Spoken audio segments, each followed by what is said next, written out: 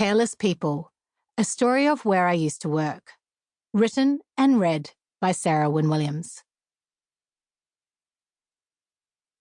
For Tom, I'm sorry I dragged you into all this.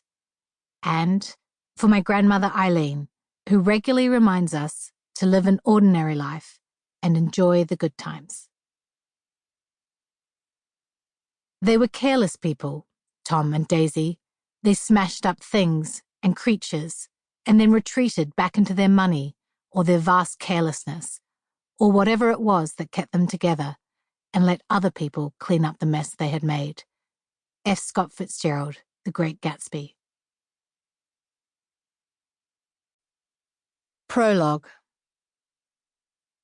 We're in the middle of an archaeological ruin, somewhere on the Panamanian coast. It's me, two guys I work with, clusters of people who are basically naked, and Mark Zuckerberg. Mark is not happy. This is the 2015 Summit of the Americas, an international meeting of world leaders.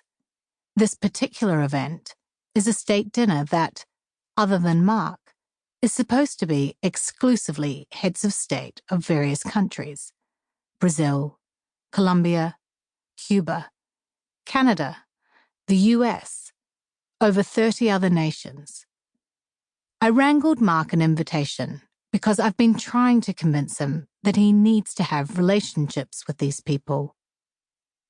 But somehow, we are the only ones at this party. Under dark skies and low clouds, a red carpet stretches into the distance in the ruins, dimly lit by the open fires.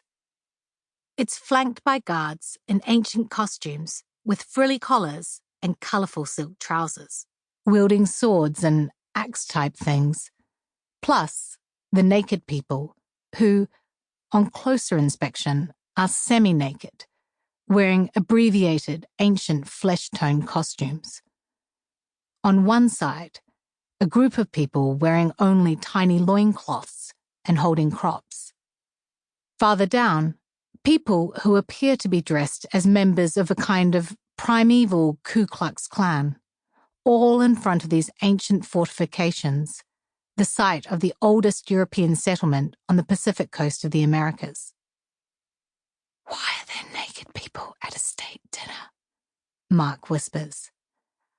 Honestly, I say, searching for a reasonable response, I couldn't say. This is my first state dinner with naked people. We trudge down the endless red carpet, past weird scenes of ritual, trading, fighting, and who knows what else, the Facebook men I'm with mostly averting their eyes because of the nakedness. And because any time you look directly at one of the non-costumed extras, they meet your eyes and stare back at you. It's unnerving. When we get to the empty dining area, I see who's sitting where, and it's dreadful. Because he isn't a head of state, Mark has assigned a table between two people who seem to be random relatives of the president of Panama. I mean, they might also have been ministers, and I'm trying to Google them and simultaneously pretend that everything about the evening is okay and normal. And of course, I have no internet signal because we're in an archaeological ruins on the coast of Panama. Seeing few other options, I casually switch out Mark's name card with that of a minor president on a better table. I ferry the name cards inconspicuously in my handbag so the staff who have emerged and are milling around don't notice, and then breathe a sigh of relief and let the team know what I've done. He wants to sit next to Castro, Javi says. Not happening, I respond. Javi's my favourite of the co-workers here tonight, Javier Olivan, in charge of growth at Facebook, which means he's the person responsible for getting the billions who still aren't on the platform to sign up. Javi's a laid-back Spaniard and one of the few people in top management with a sense of humour. When the heads of state finally start arriving, my job is to manage pull-asides. Sample complete. Ready to continue?